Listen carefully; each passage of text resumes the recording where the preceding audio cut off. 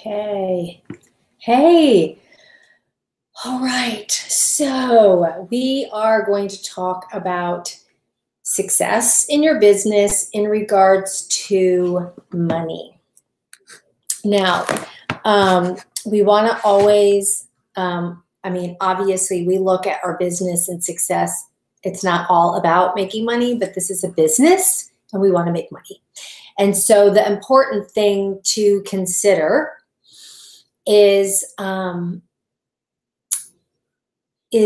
fact that it's a business and that we have to eventually get to a point where we wrap our brains around the fact that it's a business. I think a lot of times new consultants, and as some of you are jumping on, let me just kind of give you a preface to this training. With a lot of times when you first get started, and I'm not saying that this is everyone, but many times people who get started, they're like, oh, this sounds good. I want to make a little bit of extra money. This is great. And it is a pretty simple way, but to make money, there are business aspects. It doesn't just like, here's money, thank you, bye. It can be very simple like that. And if you want this on a small scale and you're looking at more of getting your products at a discount or making just a little bit of extra money, like a couple $100 here and there, well, then there's definitely some things that you can cut out to cut your expenses so that you can keep your profits high and your costs low. But most of the time, if you're looking at this and you're saying, I want to actually make a lot of money or a good amount of money for my time, then you really need to take into consideration a budget, and you need to take into consideration more along the lines of a plan.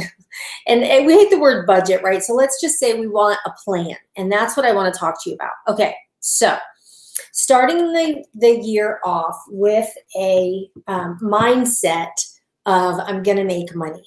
Okay. And those of you who are watching this are not people that come in just to get their products at a discount or just to make $50 extra here and there. You're saying, no, I really do want to make money. So let's talk about this. All right. So there are principles when running your own business that can't be ignored. And that's really what I want to share with you tonight. And I'm going to keep it to 5 points. Just for the sake of time. I mean, we could go on with all of the aspects that business owners need to think about, but I really narrowed it to 5 that are imperatives to really probably where most of you are in your business. I have Voxer message. I made a series. I think there's 4 messages, 4 or 5 messages that I made that each one of them, I think, are about 15 minutes about money management. They each address a different element that you have to consider when it comes to managing your money as a consultant. Okay. It's a whole different ballgame once you become a director. I mean, not like a huge difference, but there are some other things that you have to consider and the other things you put in place because you're managing more money. So I would encourage you to listen to those Voxer messages. They are on my app. They are also on the website, flippinawesome.pink. And also if you want to, I can send them to you on Voxer. Okay. Okay. And those money management are specific Mary Kay. This, what I'm going to give you has to do with Mary Kay, but also money in general. Okay. So here are the 5 points that I'm going to address. And I'm not going to tell you what all 5 points are up front. I'm just going to go through 5 points. Number 1. Okay. The first one is to not mix, and you know what? Some of these things you guys know and you've heard them, but I want you to own them. I want you to take in what I'm saying and understand that sometimes we hear something, and because you may not be a very detail-oriented or organized person, maybe numbers mess up your brain and you shut down. So I want you to think through what I'm saying. I'm going to keep it in really simple terms. I want you to write down any questions that you have or anything that a thought that comes up. I want you to be very aware of what happens to your body and your mind as I say certain things. Do you go, I don't want to hear anymore? Go to the next one. Or, oh, I know that. I know I need to do that. I hate when people say, and I say it too, oh, I need to do this. I need to get my office organized. I need to, and that just means like, I'm procrastinating. I know I need to, but I'm not going to. And we got to be careful of that. It's time. If this year's going to be different, you can't say that to yourself. You have to say, I am going to, not I need to, but I am going to. I am going to. Okay. So number one, do not mix your personal money with your business money. You must have a separate Mary Kay credit card and Mary Kay checking account. And I would suggest that you have at least 2 Mary Kay checking accounts. Now, I had 3 when I was a consultant, but you want to at least have 2. If somebody is not looking to make money, they're just selling the product to some friends and family just to cover their costs when they place the order for their products, that's a whole different story. But if you want to make money, you must have 2 checking accounts for your business. Okay? So your checks that people write you, your ProPay, that should not be going into your personal checking account. If that is happening and you're like, oh yeah, I know I really need to do that, it's fine. No, you're never going to make money. You're never really going to truly make money at this if you do not have 2 separate checking accounts for your Mary Kay business. Okay? One of them, and I go over it in more detail. I'm not going to go in detail. I go over that in those Voxer messages I told you about. One of them, you deposit 60% of whatever you sell. The money that comes in from your sales, 60% of that money should go into one of your checking accounts. And I know a lot of our money goes into ProPay now, and we use it for our product. So I would suggest that every Friday is Financial Friday, and you go to your ProPay account, and if you have any money in it, then you take 40% out and put it in your other account, which is your operational account. Runs your business. This is your business operations account. That's where you pay yourself. That's where, and I'll cover that in a second. So for ProPay, it's different because it's not checks that you have coming in that you need to deposit 60% into your product replacement account, 40% in your operations account. ProPay, the reason why you could leave the 60% that covers inventory replacement is because you can use your ProPay to order product. So why transfer it and then use it? Unless you need to because you put an order on a credit card, you need to pay the credit card, that's fine. But otherwise, you can leave 60% of whatever's in your ProPay account, leave it in there for your next order. 40% you're going to deposit into your operations checking account, okay? So the 2 checking accounts that you have, one says product replacement. It's simply to replace the product you sold. Half of everything that you sell, and I say 60% because you need the tax, and a little bit of extra for some sales aid samples. So 60% of all the money you collect goes into that product replacement account, and 40% is your profit. Okay, so that profit goes into operations, and that's where you pull out your paycheck. Okay, so that's your profit. So that's how you operate. Again, if you have a question and you know you need to do this and you haven't done it yet, write the question down because it's very individual. A lot of you are in different situations. Some of you have inventory, some of you don't. Some of you have some inventory and you need more. Some of you have too much. So that's when it gets a little bit different. But let's just say, everything being equal, you have the inventory you want on your shelf and you want to run your business for a profit. 60% goes into the account where you place orders and you just replace the product that you sold off yourself, and that's your ordering account. 60% always goes in there. 40% is your profit. It goes into your operations account. From your operations account is how you pay yourself. So out of that account, you write yourself a paycheck. Okay, so whatever out of that money, so let's say you have $400 in there, and you want to pay some of it towards a loan or a credit card that you need to pay off for your Mary Kay business. Maybe you've got some expenses for seminar or for other supplies, events, preferred customer program, whatever. After all those expenses, the rest is your profit. So now you can, let's say, write a check for $200 or $300 to yourself and deposit it into your family checking account. Now, this may seem like a lot of steps and a lot of rigmarole. it makes your life easier. You're not going to remember and you're not going to know the numbers if you just don't do it in this annoying extra step way, because it just keeps everything clean and separate. Okay, if you use a credit card, if you have a credit card that you use for your business, I would highly recommend, again, I can't tell you what to do.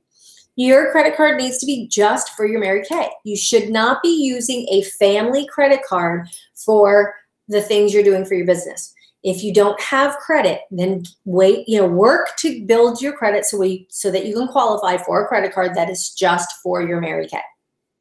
That credit card is how that's what you use for different things that you order online, or you register for a seminar, or if you want to place your orders on that, that's fine. Your 60% account will just 100% of the order you place on a credit card will just come out of your 60% account, because you're covering the order because you have the money from your sales, right?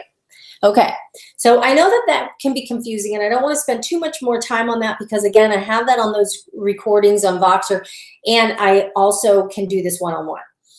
But I did want to stress that the first point is don't mix and mingle your money with your personal money. That is when you start to believe the lie that you're not making any money. That's when your husband starts to get mad because it costs, this costs, and it's more of a hobby costs money. A business, you should be making a profit, but you've got to set it up that way. So no mixing. Okay, number 2, invest wisely in the right places. If there's anything I won't skimp on are these particular things. You want to invest wisely in areas that are going to grow your business and grow your following and grow, okay? So the first thing I'm not going to skimp on is inventory. I am going to make sure that I have enough product on hand to service people so they don't have to wait for product and I don't have to be running around, because time is money. And then there's postage and there's gas and there's time. And so by having inventory, every time I hold an appointment and they're face-to-face, I have it with me. It is very rare that I have to mail something. And so that's inventory. I'm not going to skimp on that. And I'm not going to skimp on customer service. If somebody orders something from me, I have it out in the mail the next day. If it's a weekend, I have it out on Monday. Okay, so you want to make sure that you are on top of your orders when people order from you. If you can't fulfill it, let's say you're away, or you don't have it, you just for some reason you can't do it, then give it to a sister consultant. Give the order to someone who can take care of it for you, and just say, hey, listen, I can't do this right now. Will you just take care of this client and ship this product to her? You could take the profit. I can't do it right now, because it's not worth it to get a bad reputation and lose someone completely from using Mary Kay because you can't service them within a reasonable amount of time. Think of it how you would want it. Would you want to have to really wait? The other thing is, how are you shipping it? Are you just throwing stuff in a puffy envelope and allowing all the boxes to get squished? Or are you wrapping it securely so that when they get it, it's wrapped in either extra bubble wrap or extra tissue?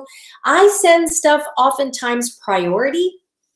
If I just feel like I want to make sure they get it fast, and I don't mind if it cuts into my profit, because it was no sweat off my back. I just popped it in the mail.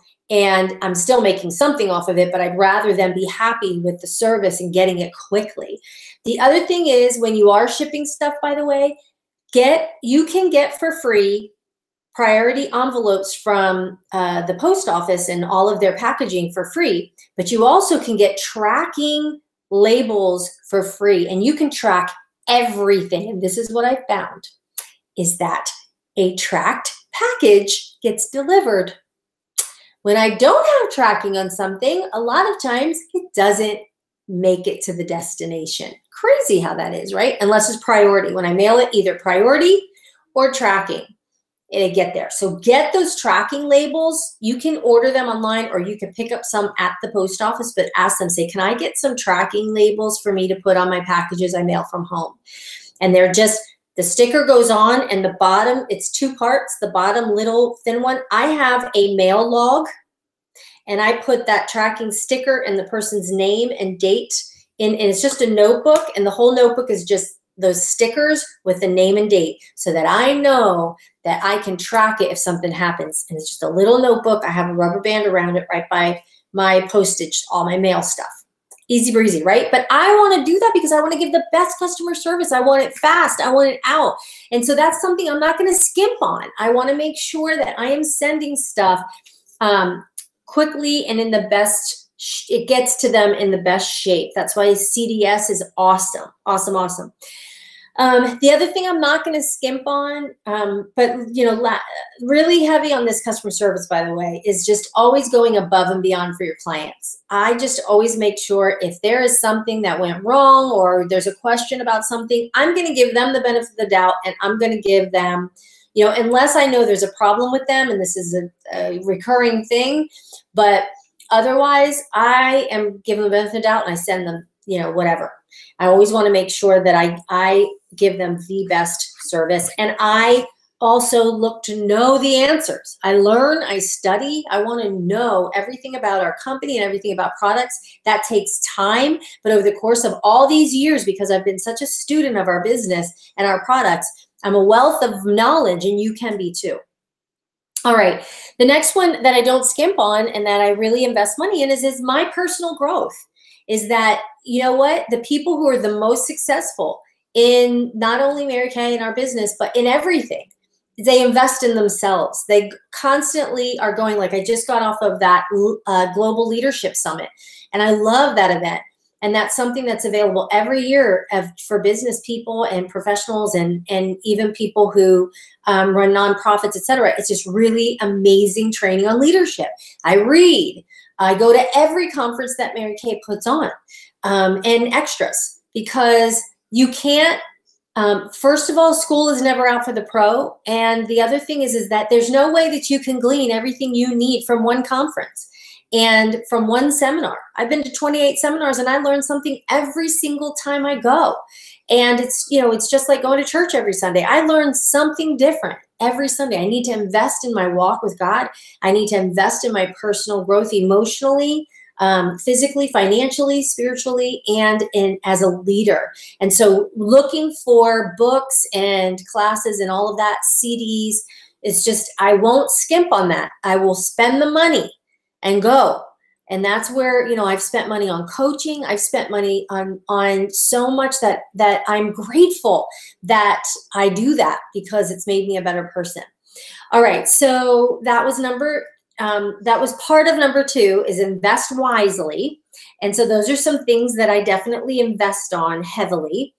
And if there's anything you're going to see in my budget that I budget a lot for, is making sure that anything that has to do with customer service, communication, as well as my consultants, because you guys are my customers. So my consultants and my actual customers is investing in communication for that and good service.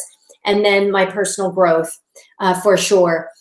Communication and personal growth is biggies, and then help. I'm not going to skimp on that. Okay. So the other thing in investing wisely in the right places, beware of the tendency to feel like you need to bribe people to buy product or listen to the opportunity, and unnecessary discounts. Sometimes we offer a gift for someone to do something for us when really they probably would have done it without. We offer a discount oftentimes every time we sell the product because we feel bad taking money as women. And so think through your discounts. When are you giving discounts? Remember that a dollar amount off of a purchase is actually, people respond to that more, and they're more enticed to buy when there's a dollar amount versus a percentage. Be careful of saying, you get 10% off, for coming to this, or you get 15% off for your birthday. That makes them feel like they have to buy something. It makes them feel like, well, what is 15%? It's 15% off of something I have to buy. I don't even know what that equates to. Depends on how much I get. What does that mean to me? But if you get $20 gift card when you bring a friend, or $20 gift card when you spend $50, they're like, oh my gosh, I want to spend it. This is money in my hand. Like, it's actual money to them. So think about how you're spending your money and how you're promoting your business think through it. The other thing that studies show that people will actually purchase something for a gift, like a gift with purchase, more than a discount.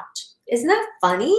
And so that's why the counters always do, oh, it's gift with purchase time, and people flock to the counters and want to get the gift before it runs out because they love getting the gift. Half the time they don't even use them, but we just love those little gifts. And so just remember that when you're promoting different things, okay? All right, so that was number 2, just knowing how to invest wisely and in the right places. Number 3, set a business plan. Have a plan, you guys. And if you aren't good at planning, that's where your mentors come in. That's where coaches come in. Know how much you want to make. That's the first part of the plan. What's your end in mind? Get that number in your head. I can't tell you how many times I'll talk to someone I'm about to coach and I want to know, all right, what's your goal monetarily? Because this is a business. We need to look at that so that we've got something. You're going to get all the intangibles along the way, but we have to have a number to hit a target. So what's your number? So that's one, is know how much you want to make. Know how much you'll need to spend to get to your goal. What are going to be the costs? What are the expenses leading up to becoming a director or whatever, right? Give yourself a timeline and benchmarks. What is your timeline? I want to have this much done by this time frame, and benchmarks, okay? So by this quarter, I'm going to do this much. So this month, you break it out into months, quarters, and then half mid-year, and then the whole year. But you're also giving yourself a timeline to where you say, all right, and well, I shouldn't call it a timeline. I should probably say like a schedule, a plan sheet. So that's when you're saying, okay, I'm going to do my calls on these days. I'm going to do my follow-ups on these days. Here's when I'm going to hold my appointments. I know that I'm going to do my finances on this day. I'm going to do my education on this day. And I'm not huge on a tight schedule, but you have to have, I know that I've got to give myself certain must get done today tasks, and I plot them out throughout the week that I've got to have them done by these time frames, time slots, okay? So giving yourself those benchmarks. And then be honest about what you're willing to do for that goal. If you talk to me or your director or your national and say, this is what my goal is, and then I would ask you, all right, here's what it takes. Let's break it down. Are you willing to do that in the time frame that you've been saying? Or do we need to stretch it out? Okay, are you willing to do this? And if you aren't in this window of time, then let's relook at it, because you've got to be realistic. What are you willing to do? What are you able to do with the schedule that you have? And then you map it out accordingly. But there's got to be a plan. I see way too many times people set goals with absolutely no strategy or plan in play. I've done it. So I know, listen, every single person that has reached a goal, they've had to go after it before and realize, oh my gosh, I did not have the right strategy, or I had no strategy. I was just excited and I knew I could do it, so I ran after it. And I just knew that work hard would pay off. If I just work hard, well, that's not it.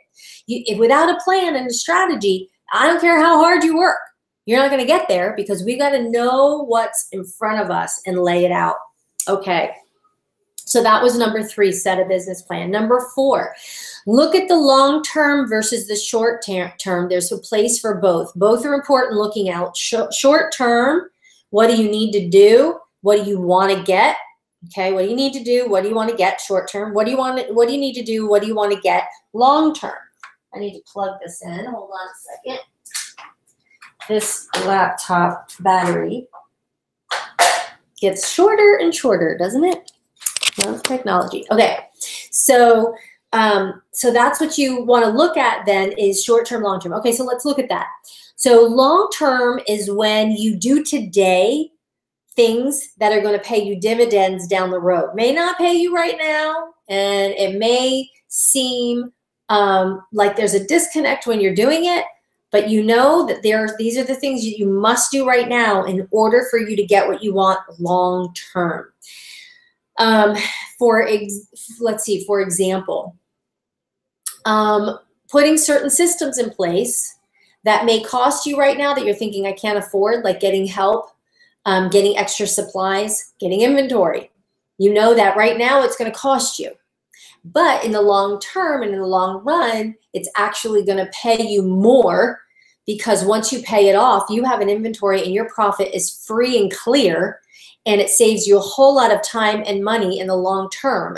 And so that's long term.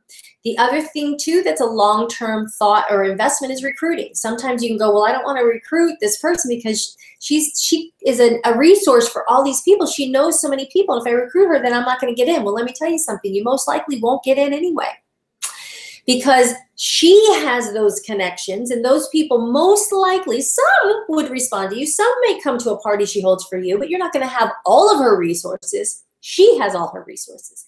By recruiting her, long-term gain is, one, as you build your team, you're going to make more and more, a higher percentage off of your team, especially if she's successful. Wouldn't that be amazing? You're going to have more people that are going to be leaders on your team because she's going to get into a red jacket or on target for her car, and she's part of your team. And so all of that is good. And so knowing that recruiting has to do with long-term investment. It's a long-term investment. Long-term, you'll make the most money off of team building. Immediately, you're making the most money off of sales. So you protect that. Short-term thinking right now to make the most money is build your customer base. When I was building, see, this is what a lot of people do wrong. So when I was building, I sold a lot of product. I love selling. I always love selling, and I sold a ton of product. This is why it was super smart and has served me very well. I swelled my customer base. So I always had money. I could always get reorders. There was always someone I could call for cleanser refill or a booking or whatever. Like, I always had money because I always had that pool of customers, versus trying to recruit everybody and talk about the opportunity prematurely, so that then now they're not even open to the product because they're like, she's trying to recruit me, and get it flipped. You get them on the product, loving the product, they make the best recruits. And so I did that full circle. And so by building that customer base, I always had a resource of money, hostesses, and prospects. Okay, so that was my short-term plan to cover my finances on the front end, but I didn't negate or neglect my long-term plan, which was I was going to recruit those people who were my best customers. Now, would I lose those reorders and sales? Yes, but it doesn't matter because I recruited a whole bunch of people that aren't going to recruit. I mean, I sold the product and built a customer base with a whole bunch of people who aren't going to recruit. So if I recruit this one person who's an amazing customer, I may lose her business or I may lose her resources, but in the long run, it's going to serve me well. I covered my short term, I covered my long term. It's the same thing with thinking about money. You get help before you can afford it. If you wait till you can afford help, you will not grow big enough. You are one person, you need help, whether it's house cleaning, whether it's childcare, where somebody can, do some activities with your children while you're there and you're able to do other stuff, whatever it is, but you've got to get help. So those are things that you're going to pay on the front end to be able to make a whole lot more on the long run. Okay. Putting systems in place. What can I track as short term? So the other thing that you do for in the short term, in order to keep the long term in front of you. So if you go, okay, the long term goal is I want to be, let's say in the next year, I want to be a Cadillac sales director. Let's say that's your goal. Well, the short term, what could be little wins that you could put in place right now that will get you to your long-term goal, but it will keep you happy and alive and feeling like a winner and giving you some money and all of that leading up to really the ultimate big prize, okay? So little wins, you've got to create them. You know what drives you. Some of you are driven by prizes. Some of you are driven by recognition. Some of you by the sense of accomplishment. Some of you through progress. You need to feel like you've achieved something every day. And if that's the case, then you're someone who absolutely has to have your 6 most important things to-do list and a benchmark goal. At the end of the day, I'm selling 2 skincare sets. At the end of the day, I'm getting 2 bookings. At the end of the day, I'm following up with 5 customers. Whatever it is, you've got to have those little wins so that release, chemical release in your body says, I'm a winner. And I know that through these little wins, I'm going to get that big win. And you start to believe it can happen. You've got to set yourself up in the short term in order to get in the long term. Too many of you are saying, I want to be a director, I want to do this. And you're looking out there and you don't have any little wins to help you to believe that you can hit that director goal. So then what happens is that you're sitting here and you're going, okay, I don't know how I'm going to get there. You're going to get there by getting 2 bookings today. You're going to get there by whatever one thing you have on your checklist to get done today. I'm going to do 5 follow-up calls. I'm going to do my weekly plan sheet. I'm going to do my 6 most important things to do list tonight. And that 6 most important things to do list is the thing that's going to get me to that end in mind. Don't negate the little wins, the daily steps that seem insignificant. We're skipping those, and that's why you're not getting to where you want to go, because it doesn't just happen. It is those daily disciplines that are going to get you to the long-term goal and ultimately to 6 figures. I was patient, and it didn't take long for me to get to making 6 figures, and I have never dropped below it since I hit it 15 some years ago. And it is because I understood the value of building a strong foundation of customers. I understood the value of building a strong relationship with every consultant, whether she's going to be a director or not, or whether she's going to work full-time or order once a year. I built good relationships. I trained and equipped people to be successful on the product, or at least fall in love with it. I did a lot of things that took a lot of work in order, and I didn't get paid to stay up late creating tapes and CDs and putting together a class and making sure that, deliveries, and sacrifice to be able to build my inventory and all these different things that I did behind the scenes that nobody knew about. And they just were like, oh, thanks.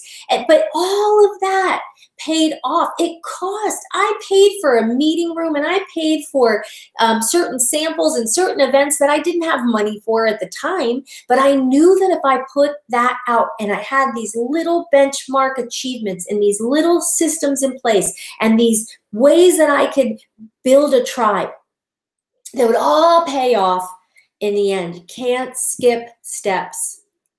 So you've got to look long-term, short-term, and then know when to pivot. Know when something's not working. Know when you need to pivot away from a circle of people that's just a bad circle of people, or certain team members that you keep spending time with and they are just not going to do it, or prospects that you keep prodding to do this business when they're not interested. Know when to pivot. And yes, okay, the last point is become the best. Become the best at what you do. I have just this nature of when I'm going to do something, I want to be the best. I don't want to be a part of the pack. I've never really liked being a part of the pack. I want to break away from the pack. You could breathe better. There's more freedom. You can spread your wings. There's higher level people, more positivity. The air is fresher. And so you've got to separate yourself from the pack. Become the best at what you do. And that means no shortcuts, no compromise. Go above and beyond. Anytime that I've taken a shortcut or compromise, listen, I'm a human being, and there's times in my life where I regret. And it's always bit me in the butt when I tried to just help too much. And you can't force things along. It's got to unfold through hard work and consistency. Go above and beyond for your people. Go above and beyond for your clients. Go above and beyond what they would expect. You should always under-promise and over-deliver. Don't ever say you're going to do something that you cannot honor your word on. It is something we all are striving to be better and better at. Practice, practice, practice, practice, practice. Copy the right cat. There's no unique ideas. So the whole thing is make sure you're following the right people. School is never out for the pro. You always see high achievers taking notes at events. You always see them reading books and gleaning from those who are successful in their field.